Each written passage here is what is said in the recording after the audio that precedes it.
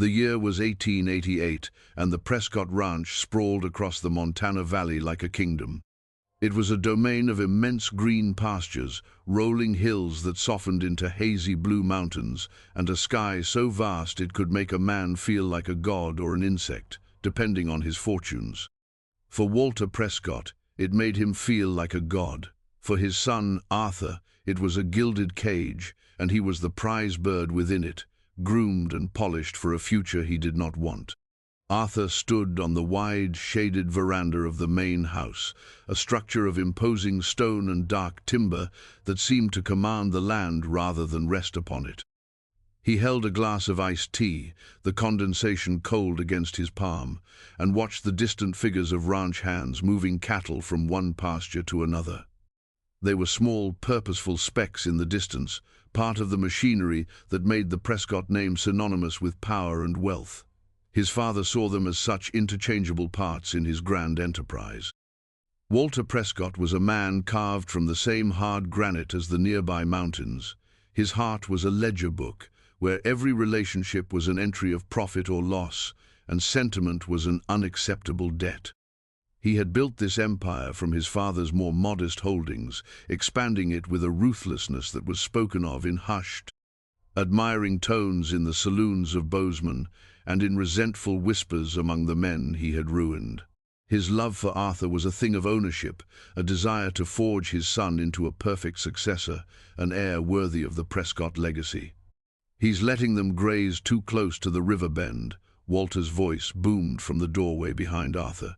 He stepped onto the veranda, his presence sucking the warmth from the summer air.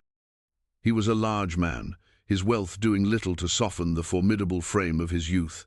"Donovan is getting soft. A lazy foreman makes for lazy hands." Arthur didn't turn. He kept his eyes on the distant herd. "The grass is better there, father. The rains last week washed the lower pasture thin." "The grass is where I say it is," Walter stated, not as a point of debate, but as a fact of nature, like gravity or sunrise. He came to stand beside Arthur, his gaze sweeping over his domain. "You need to see the land not for what it is, but for what it can produce. It's an asset, Arthur. The cattle, the men, the water, all assets to be managed." This was the core of their dissonance, the silent, gaping chasm that lay between them. Arthur loved the land. He loved the scent of sage after a rain, the way the wind whispered through the cottonwoods, the raw, untamable beauty of it. To his father, it was all just columns in a balance sheet. Arthur's life was a monotonous routine of such lessons, followed by formal dinners where the talk was of cattle prices and railroad expansions, and silent evenings in the cavernous, lonely house.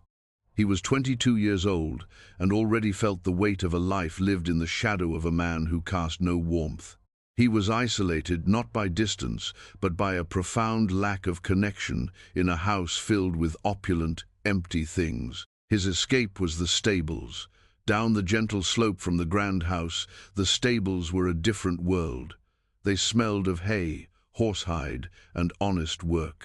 It was a place of quiet competence, where the rhythm of life was dictated by the needs of living creatures, not the demands of commerce. It was the domain of Elias Hale, the head stable hand, a man who had been with the ranch longer than Walter had been its master. Elias was a quiet, wiry man whose hands, though calloused and scarred, were as gentle with a nervous foal as a mother with her child. And it was where Arthur saw Clara. Clara Hale was Elias's daughter.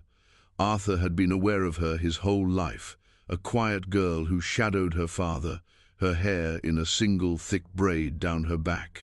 But in the last year, she had emerged from the chrysalis of girlhood into a young woman of arresting grace. It was not a delicate drawing-room beauty that would have pleased his father. It was something more vital, more real. It was in the confident set of her shoulders, the intelligence in her clear, steady eyes, and the way she moved with an unstudied economy of motion. As at home in this world of work and animals, as his father was in a boardroom. He had begun to find reasons, however flimsy, to spend more time at the stables. He would check on his own horse, a magnificent black stallion named Tempest, far more often than necessary. He'd inquire about a new mare or the health of a particular line of breeding stock, directing his questions to Elias but letting his gaze drift to Clara as she mucked out a stall or polished a piece of tack, her movements fluid and sure. She was aware of his attention. He could feel it in the way she never quite looked at him directly, the slight stiffening of her spine when he drew near. She was a fortress of quiet dignity, and he, for the first time in his life, felt a longing to understand the person within the walls. The moment that shattered his passive admiration into something sharper, something undeniable, came on a blistering afternoon in late July. A sudden, violent thunderstorm had rolled in from the mountains, a terrifying display of lightning and concussive thunder. Arthur had been caught out near the northern range and had ridden Tempest hard to get back. The stallion, already skittish in storms, was wild-eyed and trembling by the time Arthur got him into the perceived safety of the stable. But a bolt of lightning struck a massive pine tree near the paddock, and the resulting crack of splintering wood was like a cannon shot. Tempest, already overwrought, reared in his stall, his powerful legs crashing against the wooden walls. He screamed, a sound of pure terror, and fell, his leg twisted at an unnatural angle beneath him. Arthur cried out, rushing to the stall door, his heart seizing in his chest. Elias and two other hands came running, their faces grim. Tempest was thrashing, his eyes rolling, threatening to do himself more harm. "He'll break his neck," Elias shouted over the din. "We can't get near him." Panic, cold and sharp, gripped Arthur. The horse was a gift from his father, a symbol of his status, but in that moment all he felt was a desperate, aching sorrow for the animal's pain and terror. Then Clara was there. She moved past the men, her face pale but set with a focus that was absolute. She didn't hesitate. "Don't," her father warned, reaching for her arm. She shook him off gently. "He'll listen to me," she said, her voice low and calm, yet it cut through the chaos. She unlatched the stall door and slipped inside, ignoring the men's protests. Arthur's breath caught in his throat. The massive horse was a storm of panicked muscle, capable of killing her with a single errant kick, but Clara didn't approach him head-on. She moved to the corner of the stall, making herself small, and began to speak. It wasn't words Arthur could make out, just a soft, crooning murmur, a continuous, soothing sound. She stayed there, murmuring, as the horse's terrified thrashing slowly subsided into shuddering tremors. The wildness in his eyes began to recede, replaced by pain and exhaustion. Only then did she move closer, inch by cautious inch, her hand outstretched. Tempest watched her, his flank heaving. He flinched as her fingers made contact, but he didn't pull away. She laid her palm flat against his sweat-slicked neck, her voice never ceasing its gentle cadence. Slowly, miraculously, the great horse lowered his head, his breathing still ragged but no longer frantic. Arthur watched, mesmerized. He saw not the stable-hand's daughter, not an untouchable girl from a lower class, but a woman of breathtaking courage and profound empathy. She possessed a strength his father, with all his land and money, could never comprehend. In that moment, watching her gentle, a force of nature that had terrified grown men, Arthur Prescott fell irrevocably in love. The days that followed were a study in quiet transformation. The vet had come and gone, setting Tempest's leg with a grim prognosis. The horse would live, but his days as a prize stallion were over. Walter Prescott had written the animal off as a failed asset. For Arthur, the horse's long, slow convalescence became the reason he needed to be at the stables, the excuse that allowed him to orbit Clara's world. At first, their interactions were clipped and functional, governed by the unspoken rules of their stations. "How is he today?" Arthur would ask, standing at a respectful distance from the stall where Clara was changing Tempest's dressings. "He's resting easier, Mr. Arthur," she would reply, her focus entirely on her task, her voice polite but distant. The title Mr. Arthur was a wall she built between them with every utterance. He learned to stop asking questions she could answer with a simple phrase. He started to watch, to learn from her. He saw how she prepared a special mash with willow bark to ease the horse's pain, a remedy her father had learned from his own grandmother. Arthur began to help, at first just fetching pails of fresh water or holding a lantern as dusk fell. He did it without being asked, quietly inserting himself into the rhythm of her work. One evening, as a soft rain whispered on the shingled roof of the stable, he found her sitting on a hay bale outside Tempest's stall, her shoulders slumped with fatigue. He approached quietly and handed her a tin cup of coffee he'd brought from the main house. She looked up, surprised, her eyes wary in the lantern light. "Thank you, Mr. Arthur." "Please," he said, his voice softer than he intended. "My name is Arthur." She looked down at the cup in her hands, a long silence stretching between them. Finally she nodded, a barely perceptible motion. "Arthur," she repeated, the name a quiet test on her tongue. It felt like a victory. He sat on a nearby crate, not too close, and they drank their coffee in a silence that was no longer tense, but companionable. The air was filled with the gentle sounds of the stable, the rustle of hay, the soft snort of a sleeping horse, the patter of the rain. "You have a gift with them," he said, breaking the quiet. "With horses." She shrugged, a small, self-deprecating gesture. "They make more sense than people sometimes. They don't care who your father is. They just know if you're kind, if you're afraid." The words hung in the air, a subtle challenge. He understood what she was leaving unsaid. People, unlike horses, cared very much who his father was. "My father sees them as livestock," Arthur admitted, the confession feeling like a betrayal and a relief at once. "Just numbers on a page." Clara finally looked at him, her gaze direct and searching. "And what do you see?" "I see spirit," he said, struggling for the right word. "I see this." He gestured with his cup toward the stable around them, toward Tempest resting in his stall. The life in it, the trust.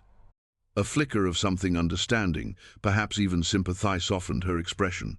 It was the first crack in her fortress. From that night on, the walls began to come down, brick by careful brick. Their conversations deepened, moving from the safe topic of horses to the land they both loved. He discovered she knew the name of every wildflower that grew in the high meadows and where the hawks nested in the cliffs.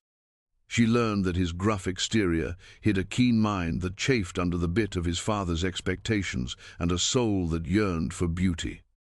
They began to steal moments together.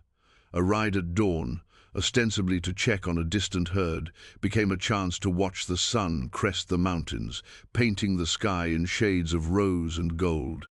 They would sit on their horses, side by side, and speak of small things that felt immense. Book she was reading, a piece of music he missed from his brief time at a university back east, a shared dream of a life that was simpler, quieter. In a hidden copse of aspen trees by a rushing creek, a place she had shown him, he confessed the crushing weight of his inheritance. "He wants me to be him," Arthur said, his voice low. "He wants me to marry a woman from a family with railroad money, to merge our fortunes, to build the empire even bigger. He doesn't care if I'm happy. He only cares that the Prescott name grows stronger."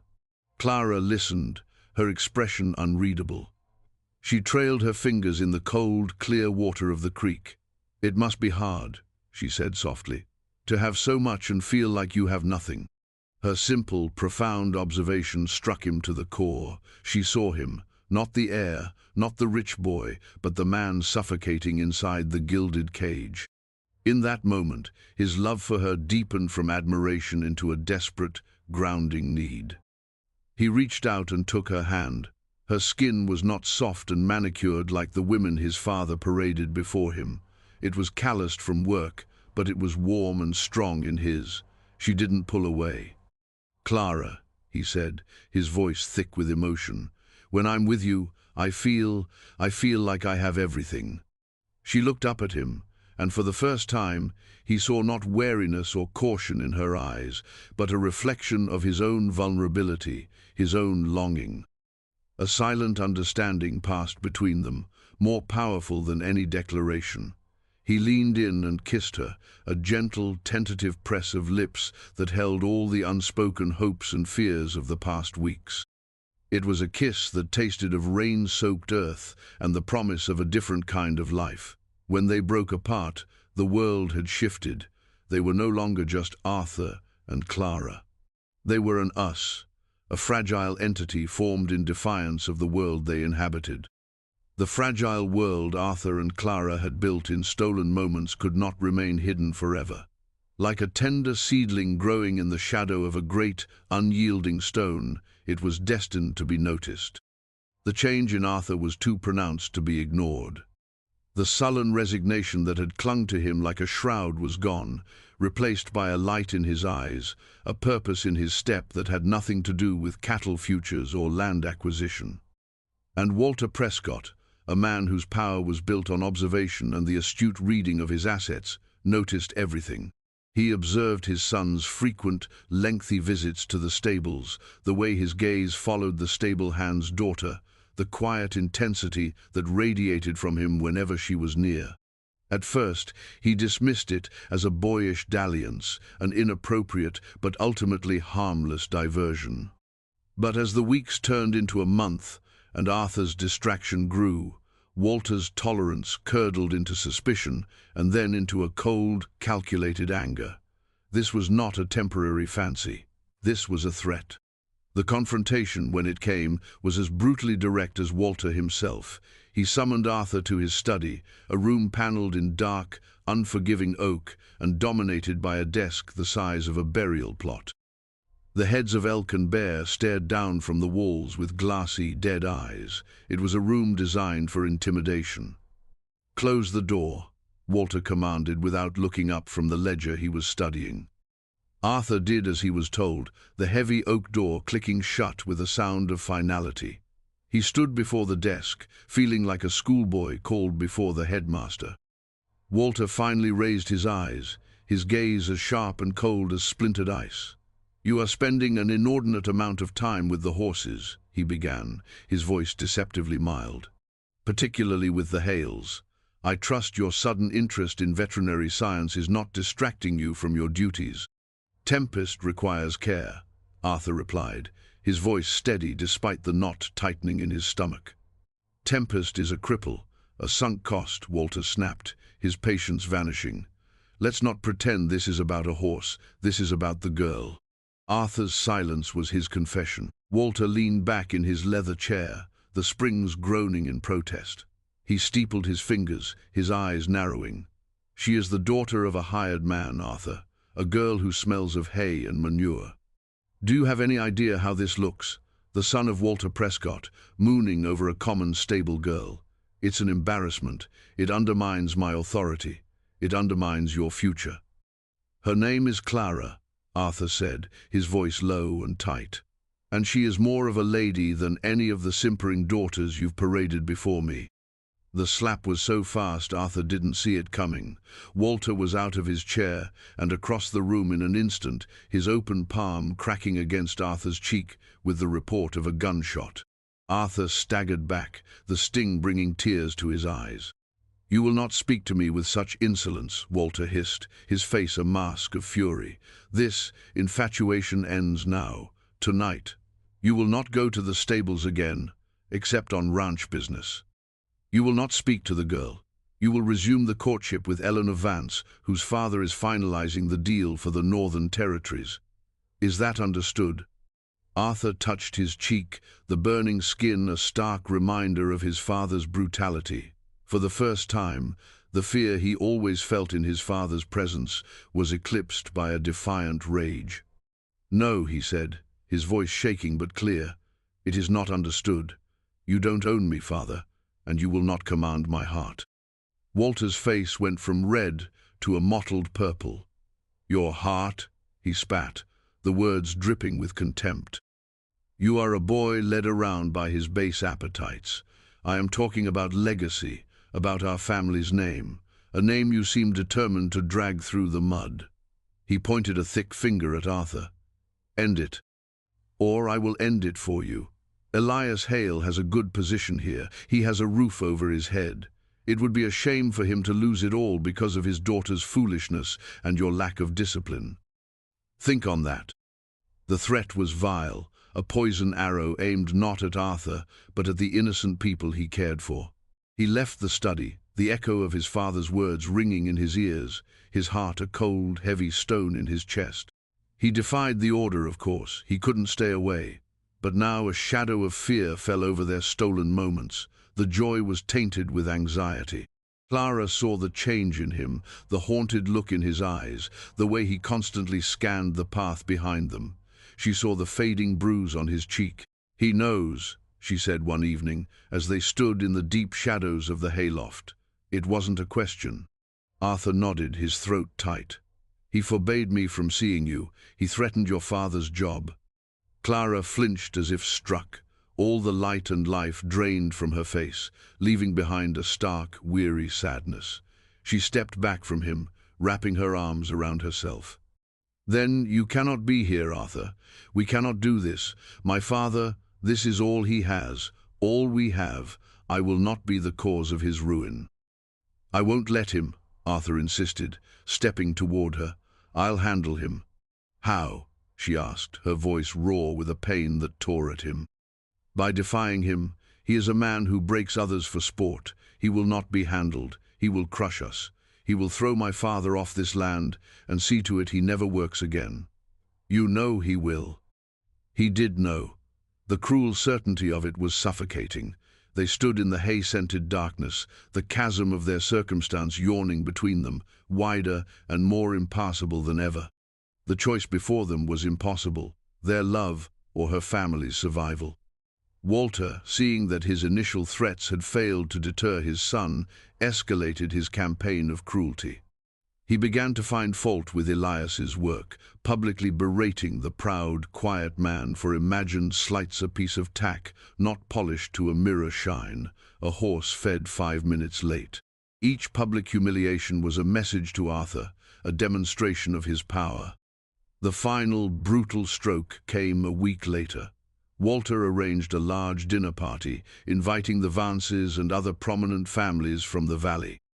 It was a transparent maneuver, meant to force Arthur's hand by publicly aligning him with Eleanor Vance. As the guests mingled on the grand lawn before dinner, Walter called for one of the stable boys to bring a new mare, a skittish thoroughbred, for the guests to admire. Clara, at her father's instruction, led the horse forward. She was dressed in her simple work clothes, her face clean and her hair neatly braided, but in the company of women in silk and lace, she was meant to look like what Walter believed she was, a servant. She kept her eyes downcast, her hands steady on the lead rope, her dignity a silent rebuke to the scene Walter had orchestrated. Walter made a show of praising the horse, then turned his attention to Clara, his voice carrying across the lawn. "This is the stable master's girl," he announced, as if presenting a peculiar specimen. "Remarkable, isn't it, what a little training can do? They learn to follow commands, to be useful." The guests shifted uncomfortably. A few offered thin, polite smiles. Eleanor Vance looked away, a faint blush of embarrassment on her cheeks. Arthur felt a white-hot rage build inside him, so powerful it made him dizzy. He watched Clara, who stood perfectly still, her face a pale, composed mask, though he could see the slight tremor in her hands. She was enduring this humiliation for him, for her father, and Arthur knew he couldn't let it stand. The time for quiet defiance was over, the time for choosing had come. The great dining room of the Prescott house glittered under the light of a dozen crystal chandeliers. Laughter and conversation flowed, fueled by expensive wine and his father's expansive mood. Walter was at the head of the table, holding court, with Eleanor Vance seated to his right and a pointedly empty chair to his left, Arthur's chair. He had refused to come down, a silent protest that his father had clearly decided to ignore. But Arthur was not in his room. He was walking, his mind a storm of fury and resolve, from the main house down the familiar path to the stables. The air was cool, scented with pine and distant rain. He found Clara in the tack room, methodically cleaning the saddle from the earlier display, her movements jerky and tense. Her father stood nearby, his face a grim, stony mask of controlled anger. "Clara," Arthur said, his voice qui est but urgent. She looked up, her eyes bright with unshed tears of shame. When she saw him, she shook her head. "You shouldn't be here. You must go back to your dinner." "No," he said, walking toward her. He took the saddle soap and rag from her trembling hands and set them aside. He cupped her face, his thumbs gently brushing away the tears that finally spilled over. "No more of this. No more hiding. No more letting him hurt you to get to me." Elias Hale stepped forward. "Mr. Arthur, for her sake, you must leave. He will destroy us." "He will only destroy us if we let him," Arthur said, his gaze locked on Clara's. "He has given me a choice, his legacy, his wealth, his world, or you. It's not a choice. It was never a choice." He took a deep breath, the decision settling in his soul with the weight of absolute truth. "Clara Hale, I have nothing to offer you but my name I will have to make my own and a life of hard work. I have no land, no money, but I love you, and I will not live my life without you. Marry me. Leave this place with me. Tonight." Clara stared at him, her lips parted in shock. Elias let out a sharp breath. The air in the tack room was thick with the enormity of his words. This was not a boy's plea, it was a man's declaration, a burning of all bridges behind him. Slowly, a light returned to Clara's eyes, a fierce, brilliant spark that burned away the shame and fear. A tremulous smile touched her lips. "Yes," she whispered. "Yes, Arthur, I will." Elias looked from his daughter's radiant face to the resolute young man before him. He saw not the rancher's son, but a man of character, a man willing to sacrifice a kingdom for the woman he loved. A slow, proud smile spread across his own face. He clasped Arthur's shoulder. "I have never had much, but my daughter is my greatest treasure. Take care of her." "With my life," Arthur vowed. He turned and walked back to the main house, his purpose a shield against any lingering fear. He didn't hesitate at the dining room door. He pushed it open and strode inside. Every head turned. A hush fell over the glittering table. Walter's face, flushed with wine and victory, hardened into a thunderous scowl. "Arthur," Walter growled, "you are late, and you are inappropriately dressed. Apologize to our guests and take your seat." Arthur walked not to his chair, but to the head of the table, stopping directly behind his father. He looked at the assembled faces, the Vances, the other wealthy ranchers, and he felt no connection to them, no regret for what he was about to lose. "I apologize for the interruption," Arthur said, his voice clear and strong, ringing with a new authority. "But I will not be staying for dinner. And I feel it is only right to inform you all, particularly Mr. Vance, that any business arrangements dependent on a union between myself and your daughter should be considered void." A collective gasp went through the room. Eleanor Vance stared at him, her face a mixture of shock and, surprisingly, relief. Walter rose slowly from his chair, his massive frame radiating menace. "What is the meaning of this, boy?" "The meaning," Arthur said, meeting his father's murderous gaze without flinching, "is that I am my own man. I will not be a pawn in your business dealings. And I will not be told who to love." He let the words settle, then delivered the final, irrevocable blow. "I have just asked Clara Hale to be my wife. She has accepted. We will be leaving the ranch tonight." For a moment, there was absolute silence. A silence so profound it felt as if the world had stopped turning. Walter's face was a terrifying spectacle of disbelief, turning to pure, apoplectic rage. "You have what?" he choked out, each word a stone of fury. "You heard me, father." "Get out!" Walter roared, his voice shaking the crystal on the table.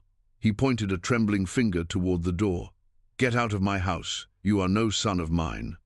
You are disinherited. You are nothing. You will leave this land with nothing but the clothes on your back, and if I ever see your face again, I will have you thrown off as a trespasser. Now get out." Arthur looked at the man who was his father, at the face contorted with hate, and he felt not fear, not anger, but a deep and cleansing pity. He turned his back on the wealth, the power, the entire glittering, empty charade. He walked out of the dining room, out of the grand house, and did not look back. He was walking away from his inheritance, but for the first time in his life, he was walking toward his home. The exodus from the Prescott Ranch was a quiet, hurried affair under a sky strewn with indifferent stars. Arthur met Clara and Elias by the stables. Elias pressed a small, heavy leather pouch into Arthur's hand. "It's not much," the older man said, his voice thick, "but it will get you started." Arthur tried to refuse, but Elias insisted, his pride and his blessing intertwined in the gesture. Clara carried a single carpet bag containing her few possessions. She looked back once at the small cottage she had called home her entire life, then turned her face toward the dark road, her resolve as firm as Arthur's. They took 2 sturdy horses, not the prized thoroughbreds, but reliable mounts from the common stock, and rode away from the kingdom of Walter Prescott. With every mile they put between themselves and the ranch, Arthur felt a crushing weight lift from his shoulders. The air tasted cleaner, the darkness felt less like a threat and more like a comforting blanket. He was terrified, adrift without the anchor of the name and wealth that had defined him, yet he had never felt so free. Beside him, Clara rode tall, her profile etched against the moonlight, a silent promise of their shared future. They were married 3 days later in a dusty town 200 miles away. The ceremony was conducted by a circuit judge in a small office that smelled of stale cigar smoke and old paper. Their witnesses were the judge's clerk and a blacksmith who happened to be next door. Clara wore a simple blue dress she had sewn herself, and in Arthur's eyes she was more beautiful than any woman in a silk gown. When the judge pronounced them man and wife, Arthur slid a thin, plain gold band onto her finger. It had cost nearly every dollar in Elias's pouch, but it was a symbol of a promise that was priceless. Their new life was a world away from the grandeur of the Prescott Ranch. Arthur, with his knowledge of cattle and horses, found work as a hired hand on a small family-run spread owned by a man named McBride. It was back-breaking work for modest pay. They were given a small 2-room cabin that stood on a windswept rise, its timbers weathered to a soft silver gray. It was nothing more than a shack compared to the Prescott mansion, but as Clara swept the floors and put wildflowers in a jar on the windowsill, it began to feel more like a home than the grand house ever had. The first few months were difficult. Arthur's hands, accustomed to holding reins but not to mending fences for 12 hours a day, bled and blistered. His body ached with a fatigue so deep it was a physical pain. He was no longer Mr. Arthur, the owner's son. He was just Arthur, another hand, judged solely on the sweat of his brow. Some of the other hands, knowing his story for news, traveled fast in the West, were suspicious at first, treating him with a mixture of curiosity and scorn. But Arthur did not complain. He worked harder than anyone, rising before dawn and staying late, determined to prove his worth on his own terms. He learned humility, a lesson Walter Prescott had never taught him. And he learned the profound satisfaction of earning his bread, of coming home, bone-weary, to the light in his cabin window. Clara was the anchor of their new world. She made their small cabin a sanctuary of warmth and peace. She planted a garden, her skilled hands coaxing vegetables from the stubborn soil. She took in mending from the other ranch families, her small earnings adding to their meager income. But more than that, she was his partner in every sense of the word. When he came home, discouraged and exhausted, she was there with a hot meal and a quiet strength that shored up his own. They would sit on their small porch in the evenings, watching the sky bruise into nightfall, and they would talk. They built their life not with money or power, but with shared words, shared silence, and shared dreams. One evening, after a particularly grueling day, Arthur sat slumped on the porch steps, staring at his raw, calloused hands. "Do you ever regret it, Clara?" he asked, his voice quiet. Leaving. This life. It's not what you deserve. Clara came and sat beside him, taking his battered hand in her own. She traced the lines on his palm, her touch gentle. What I deserve, she said softly. I grew up believing what I deserved was to be invisible, to live in the shadows of men like your father, hoping not to be noticed, to be considered untouchable. She looked up at him, her eyes shining in the twilight. You saw me, Arthur. You treated me not as a possession or a servant, but as a person. You gave up a kingdom for me. She squeezed his hand. This life, this hard, honest life with you, this is more than I ever dreamed I deserved. This is everything. Her words were a balm to his soul, washing away any lingering doubt. He had not been cast down, he had been liberated.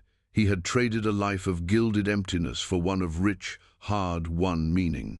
As the seasons turned, their life found its rhythm. They became respected members of their small community. Arthur's quiet competence and Clara's gentle kindness earned them the friendship of the McBrides and the other families on the ranch. They had found not just a refuge, but a home, a place of belonging built on mutual respect and genuine connection. Years later, word reached them that Walter Prescott had passed away, alone in his grand, silent house, his vast empire left to distant relatives who immediately began to fight over the spoils. Arthur felt a brief, distant pang of sorrow, not for the man who had cast him out, but for the father he had never truly had. He thought of the vast, lonely house, the fortune built on intimidation, and the legacy that had crumbled into avarice. That evening he stood with Clara on their porch, watching their own 2 children play in the yard, their laughter carrying on the evening breeze. The sun was setting over the mountains, the same mountains that framed the Prescott Valley, but here they did not feel like a cage. They were simply beautiful. He wrapped his arm around Clara's waist, pulling her close. He had no empire of dirt and cattle to pass on. His legacy was here, in the warmth of his wife's embrace, in the sound of his children's joy, in the quiet dignity of a life well lived. He had defied his father to marry the untouchable girl, and in doing so, he had gained the only riches that truly mattered. He had become a king in a kingdom of his own making, a kingdom built not on land, but on love.